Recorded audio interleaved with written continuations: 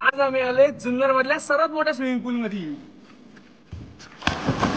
Sunday fun day मध्ये convert करण्यासाठी मी आणि माझे मित्र निघालो होतो जुन्नर पासून 5 किलोमीटर आणि लेहंद्रीच्या पायथ्याशी असलेल्या मामाचे गाव कृषी पर्यटनला। इथे प्रशस्त असं मोठं प्लेग्राऊंड आहे लहान मुलांसाठी खेळायला, ज्यामध्ये घसरगुंडी, झोके, सीसॉ, झिप लाईन व इतरही बाकी खेळ खेळायला आहेत।